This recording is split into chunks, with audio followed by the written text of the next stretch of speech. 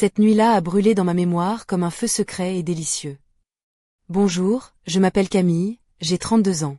Je vis dans une petite ville tranquille en Normandie, à Bayeux, où les ruelles pavées et les maisons à colombages racontent des histoires anciennes. Mon mari, Antoine, et moi venons tout juste d'emménager dans notre première maison, un petit nid douillet tout juste sorti de terre, dans un quartier résidentiel calme. Ce soir-là, tout semblait ordinaire, mais ce qui allait arriver allait bouleverser ma vie plus que je n'aurais jamais pu l'imaginer. Antoine était malade, enrhumé, coincé chez nous en télétravail, tandis que je venais de partir pour un déplacement professionnel à Rouen, laissant la maison silencieuse derrière moi.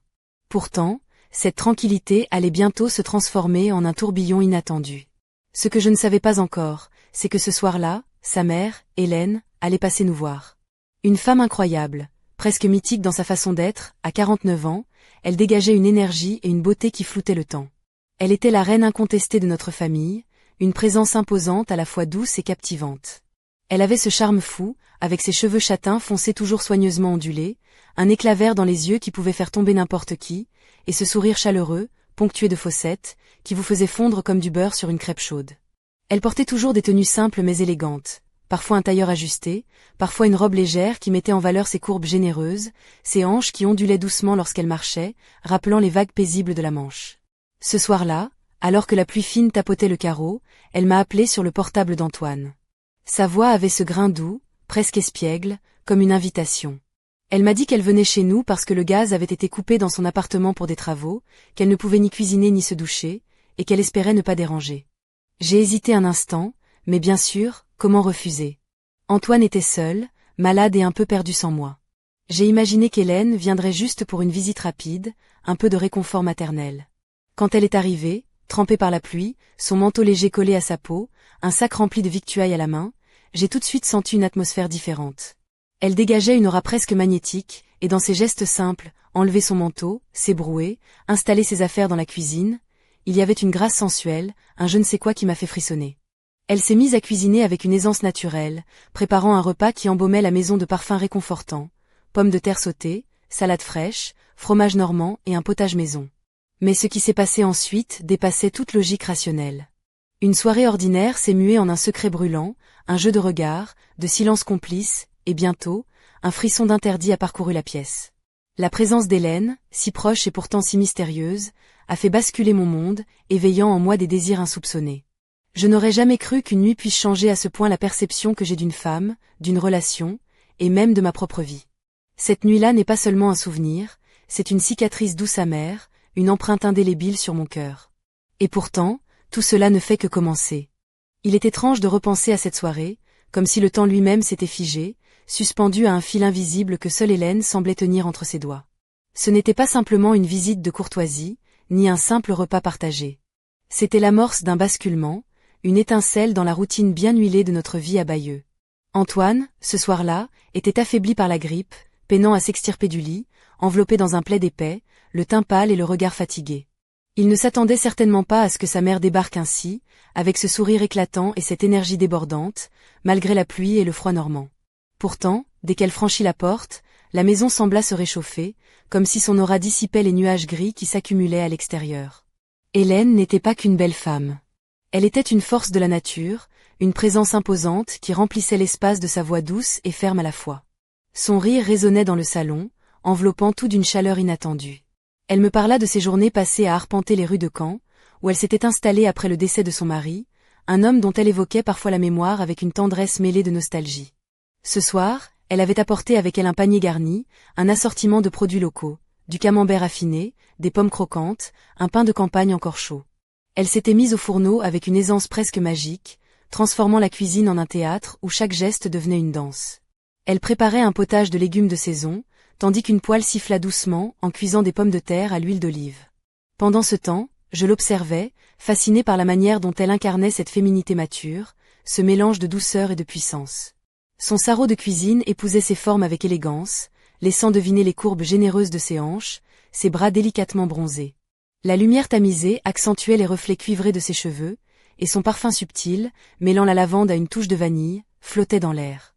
Elle parlait avec une aisance désarmante, racontant des anecdotes de sa jeunesse à Paris, ses voyages, ses amours passés. Chaque mot semblait chargé d'une émotion sincère, d'une sagesse acquise au fil des années.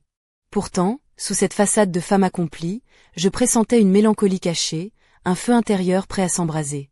Je me suis surprise à imaginer ce qu'aurait été ma vie si j'avais eu une mère comme elle, si j'avais grandi sous son regard à la fois protecteur et séducteur.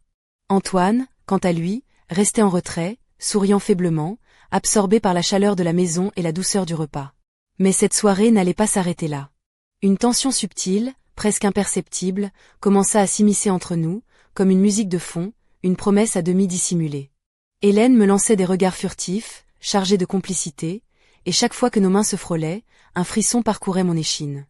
Je savais que je jouais avec le feu, que cette flamme pouvait tout consumeur, mais je ne pouvais me résoudre à détourner les yeux.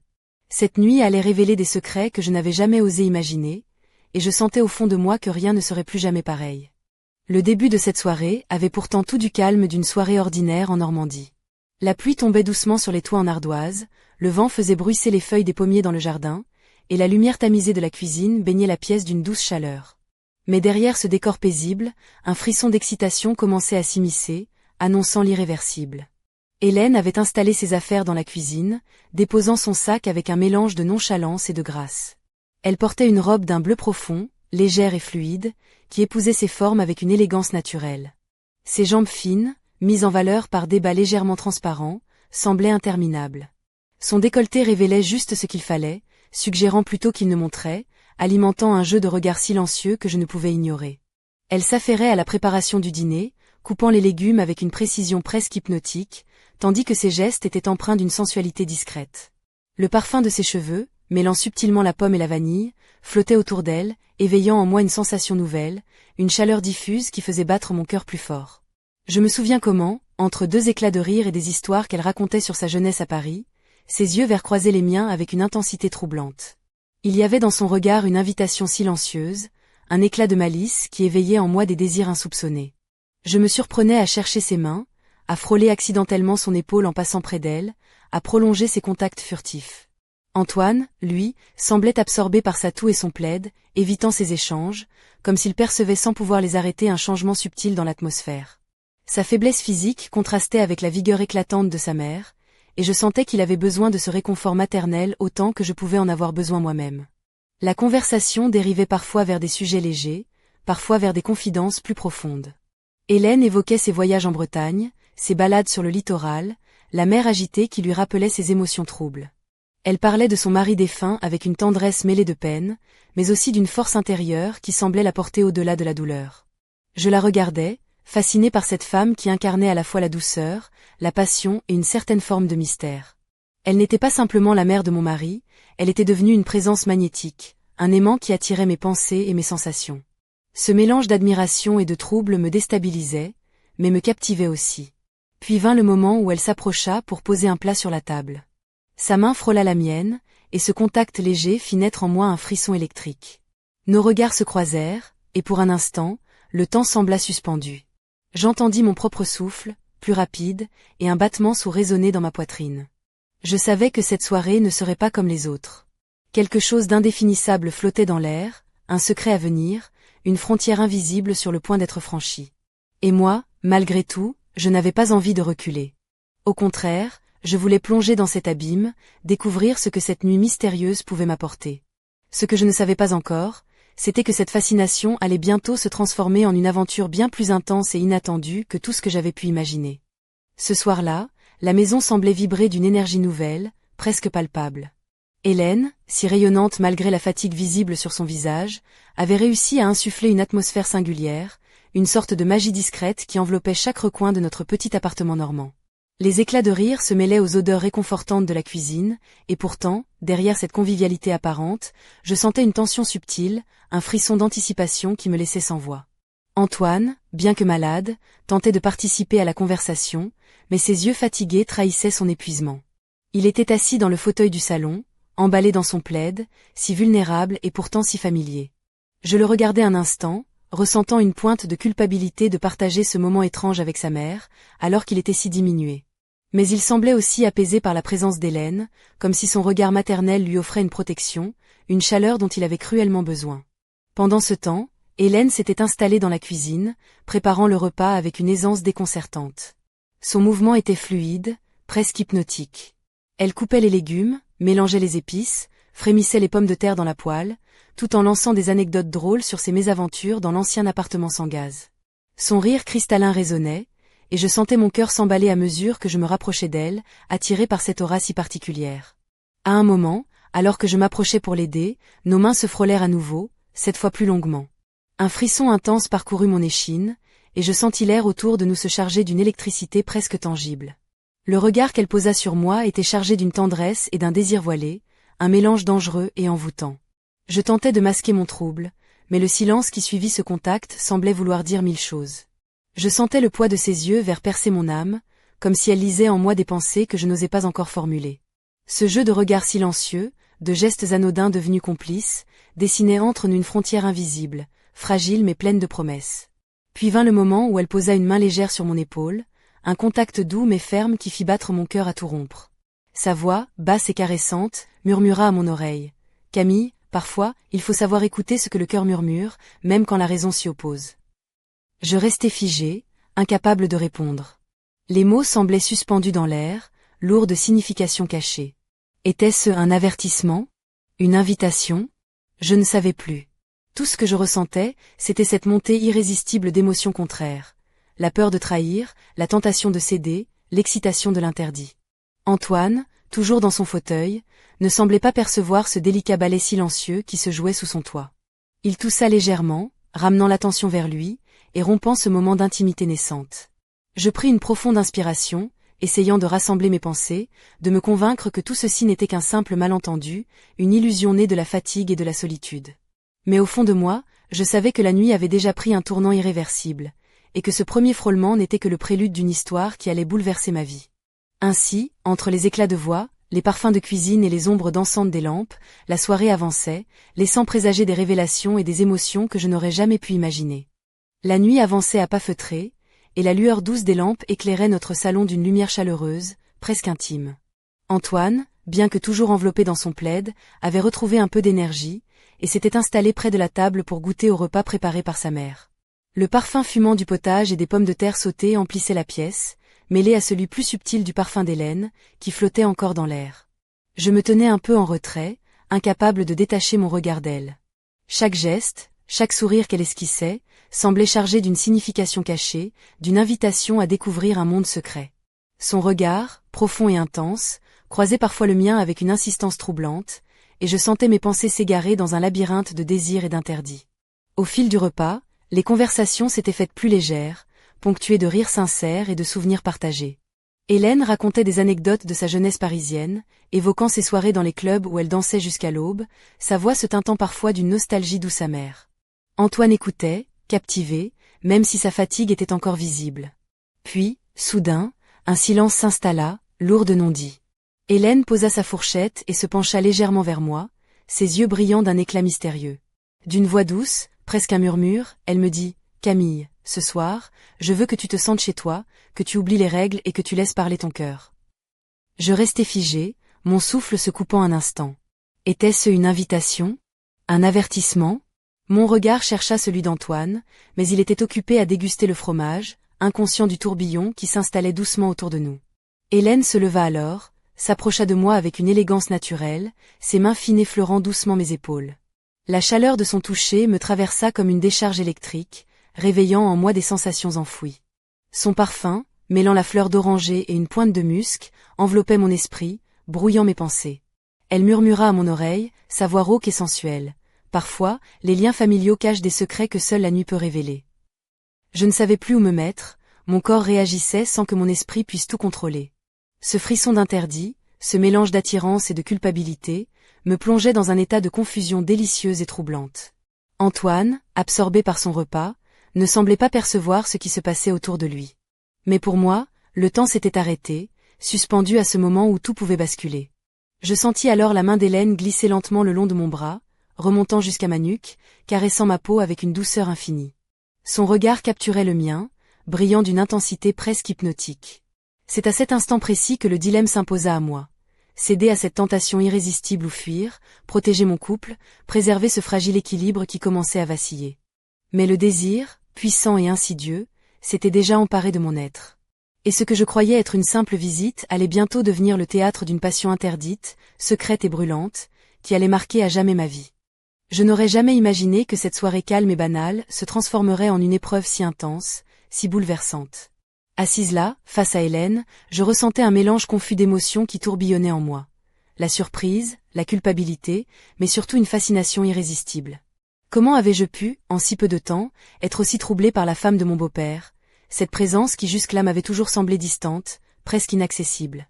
Je repense à ce moment précis, lorsque sa main s'est posée sur mon bras, sa voix douce murmurant des mots qui résonnaient encore en moi. Camille, parfois, il faut savoir écouter ce que le cœur murmure, même quand la raison s'y oppose. Ces paroles, à la fois sages et provocatrices, ont fait naître en moi un feu secret que je ne savais pas capable d'allumer. Je me suis surprise à imaginer ce que nous aurions pu être, elle et moi, si les circonstances avaient été différentes. La femme mûre et pleine d'assurance, et moi, prise dans ce tourbillon d'émotions nouvelles, oscillant entre la peur de trahir Antoine et l'envie de découvrir cet univers interdit. Je me suis demandé comment j'aurais pu réagir autrement, si j'avais fui, si j'avais coupé court à ce jeu dangereux. Mais au fond, une part de moi voulait rester, écouter, ressentir, et peut-être même céder à cette attirance.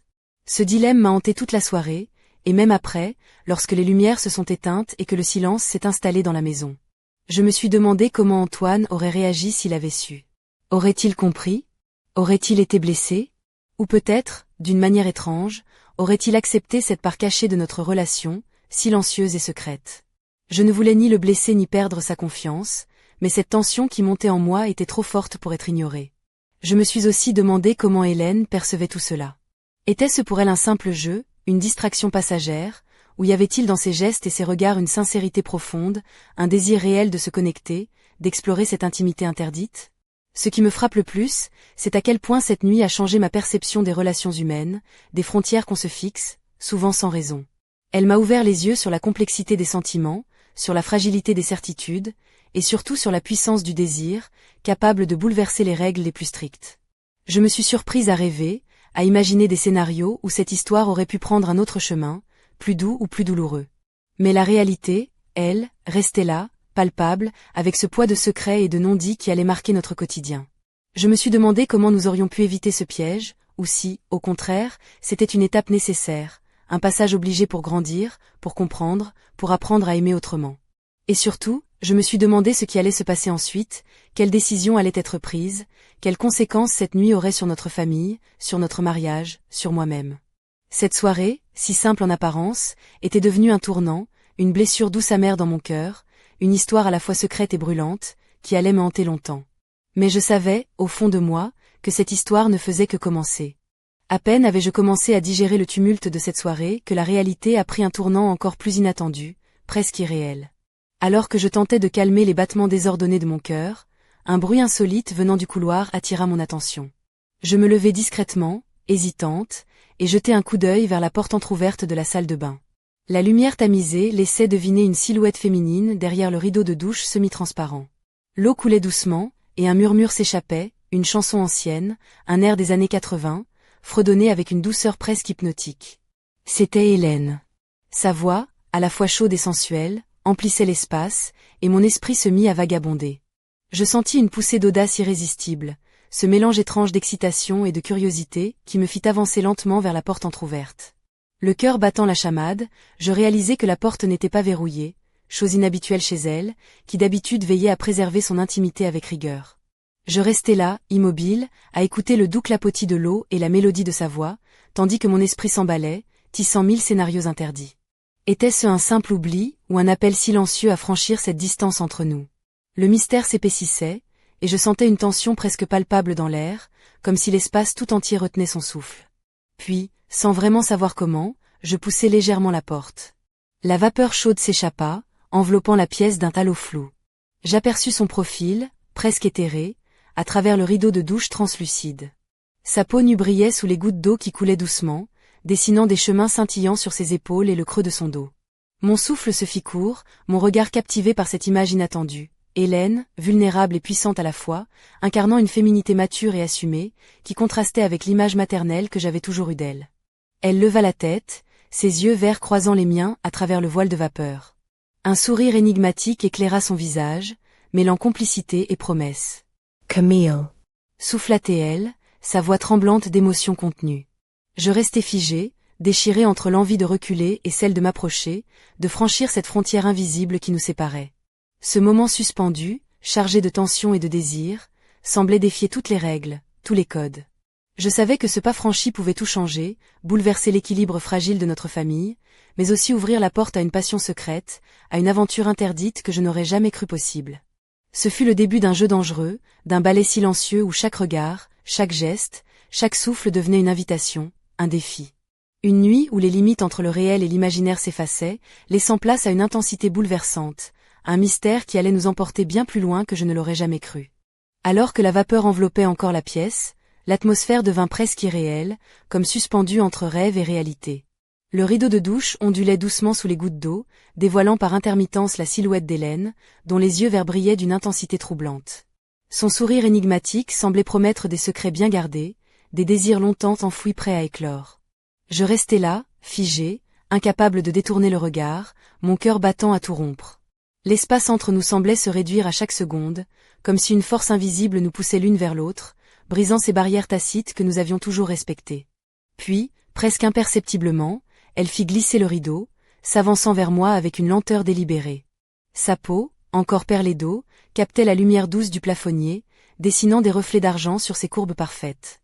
Son regard ne quittait pas le mien, chargé d'une promesse mutine et d'une douceur infinie. « Camille », murmura-t-elle, sa voix à peine audible, mais pourtant si claire, ce que nous partageons ce soir dépasse toutes les conventions. Il y a une vérité entre nous que nous ne pouvons plus ignorer. Je sentais mes jambes fléchir sous le poids de l'émotion et du désir. Chaque mot qu'elle prononçait résonnait en moi comme un écho profond, réveillant une part de moi que je n'avais jamais osé explorer. La tension monta d'un cran lorsque sa main effleura la mienne, ses doigts caressant doucement ma peau, traçant des frissons le long de mon bras. Alors que je me laissais envahir par cette vague d'émotions, la porte de la salle de bain s'ouvrit brusquement. Antoine entra, visiblement surpris de nous trouver dans cette proximité inattendue. Son regard passa de moi à sa mère, et un silence lourd s'installa. Le choc dans ses yeux était palpable, mêlé à une incompréhension profonde. Il semblait incapable d'assembler les pièces de ce tableau soudain, pourtant évident. Hélène, loin de reculer, lui adressa un sourire doux, presque rassurant, avant de reprendre la parole. « Antoine, il est temps que nous soyons honnêtes avec nous-mêmes. » Je sentis une boule se former dans ma gorge, tandis que le poids de la situation nous enveloppait tous les trois. Cette nuit, qui avait commencé comme une simple visite maternelle, avait basculé dans un terrain inconnu, où les liens familiaux se mêlaient aux sentiments les plus profonds et les plus complexes. Le regard d'Antoine se durcit un instant, mais une lueur de compréhension apparut aussi, comme s'il réalisait que ce secret, longtemps enfoui, éclatait désormais au grand jour. Le silence fit place à une tension électrique, chargée de promesses et de peurs, d'attentes et de doutes. Ce moment suspendu marquait la fin d'une innocence partagée et le début d'une nouvelle réalité, bien plus intense, bien plus trouble. Nous étions désormais liés par un pacte silencieux, une vérité brûlante qui allait changer à jamais notre relation et nos vies. Et tandis que la nuit s'épaississait autour de nous, une question brûlante restait en suspens. Jusqu'où étions-nous prêts à aller pour explorer ce territoire interdit, pour assouvir ce désir caché qui ne cessait de croître? Cette nuit-là, tout sembla basculer dans une intensité folle, presque irréelle, comme si le temps s'était figé pour laisser place à un tourbillon d'émotions et de sensations décuplées. L'atmosphère dans la maison était chargée d'une tension électrisante. Chaque regard échangé, chaque souffle partagé devenait une explosion silencieuse, un feu secret qui consumait nos certitudes. Hélène, dans toute sa splendeur mature et ensorcelante, semblait rayonner d'une énergie nouvelle, une puissance magnétique qui attirait irrésistiblement mon regard et veillait en moi des désirs enfouis, longtemps réprimés. Sa peau encore humide, ses courbes voluptueuses dessinées par la lumière tamisée, sa voix douce mais ferme, tout en elle vibrait d'une sensualité exacerbée qui me laissait sans voix. Antoine, lui aussi, était pris dans ce tourbillon, entre incrédulité et fascination. Son regard oscillait entre la surprise, la confusion, et une étrange acceptation qui semblait défier toute logique. Il y avait comme une tension palpable, une alchimie trouble qui se dégageait de nous trois, un mélange d'interdit et d'attirance qui brûlait silencieusement. Les gestes devinrent plus audacieux, les touches plus affirmées, mais toujours empreintes de cette délicatesse étrange, comme un équilibre fragile entre passion et retenue. Les murmures, les soupirs, le froissement des tissus résonnaient dans la pièce, amplifiant cette sensation d'urgence contenue, ce désir brûlant qui menaçait d'exploser à tout instant. Je sentais mon cœur battre à tout rompre, mon souffle se faire court, tandis que je me laissais emporter dans cet ouragan de sensations nouvelles et déroutantes. Chaque contact, chaque regard, chaque sourire était une invitation à franchir un pas de plus, à s'abandonner à cette passion interdite qui nous consumait. La maison, habituellement si paisible, semblait vibrer sous l'impact de cette énergie déchaînée. Les murs résonnaient des échos de nos émotions, et le monde extérieur s'effaçait, ne laissant place qu'à cet instant suspendu, où tout devenait possible, où les frontières s'effaçaient. Je savais que cette nuit resterait gravée en moi comme une empreinte indélébile, une marque profonde et intense, un secret précieux que je garderais jalousement. Elle représentait à la fois un danger et une libération, une aventure interdite qui allait bouleverser ma vie à jamais. Et pourtant, malgré cette intensité, une part de moi restait en alerte, consciente des risques, des conséquences possibles. Mais le désir, plus fort que la raison, guidait mes pas, me poussait à explorer cette voie dangereuse, à embrasser cette passion secrète qui brûlait en moi comme un feu sacré. Cette nuit avait dépassé toutes mes attentes, toutes mes peurs. Elle avait ouvert une porte vers un monde nouveau, fascinant et terrifiant à la fois, un territoire où les règles traditionnelles n'avaient plus cours, où seul comptait l'instant présent, la vérité des émotions et des sensations. Je savais qu'à partir de cet instant, rien ne serait plus jamais pareil. Que cette expérience marquerait un avant et un après dans ma vie, dans notre histoire, et que les secrets enfouis allaient peu à peu se révéler, bouleversant tout sur leur passage. Alors que l'aube pointait doucement à l'horizon, baignant la chambre d'une lumière pâle et presque irréelle, un silence lourd s'était installé entre nous. Après cette nuit où toutes les barrières avaient volé en éclats, où les passions interdites avaient embrasé nos âmes, il restait cette étrange sensation d'après-tempête, une accalmie pleine de promesses et de doutes. Hélène reposait à mes côtés, sa peau encore tiède contre la mienne, et ses yeux verts, habituellement si pleins de malice, étaient maintenant empreints d'une douceur infinie, presque fragile. Antoine dormait dans la pièce voisine, ignorant encore tout de ce qui s'était joué dans l'ombre, ou peut-être conscient, d'une manière que seuls les silences peuvent révéler. Je sentais mon cœur battre à un rythme nouveau, mêlant excitation et crainte, amour et trahison. Comment allions-nous affronter cette nouvelle réalité, cette vérité brûlante qui s'était imposée sans prévenir? Les liens du sang, de l'amour, du mariage, semblaient soudain fragiles, vulnérables face à ce secret partagé. Pourtant, au milieu de ce chaos intérieur, une lueur d'espoir brillait. Peut-être que cette nuit, aussi scandaleuse qu'elle ait pu paraître, était une chance, une porte ouverte vers une compréhension plus profonde de nous-mêmes, de nos désirs et de nos limites. Je caressai doucement le visage d'Hélène, son souffle régulier contre ma peau, et je sus que rien ne serait plus jamais pareil. Que cette passion, cette complicité secrète, allait continuer à tisser sa toile, à défier les conventions et à bousculer nos vies. Mais une question restait suspendue, lourde de mystère et d'incertitude. Jusqu'où étions-nous prêts à aller? Jusqu'où allions-nous laisser cette flamme grandir, au risque de tout perdre, ou peut-être de tout gagner? Le futur s'annonçait incertain, rempli de promesses et de dangers, mais aussi d'un frisson irrésistible qui m'appelait à avancer, à explorer ce territoire interdit, à écrire une histoire nouvelle, audacieuse et passionnée. Et tandis que le soleil se levait sur Bayeux, éclairant doucement les ruelles pavées et les maisons anciennes, je fermai les yeux un instant, prête à affronter ce qui venait, consciente que cette nuit resterait gravée à jamais dans mon âme, comme un secret précieux, une brûlure douce et éternelle. Le mystère n'était pas terminé. Il ne faisait que commencer.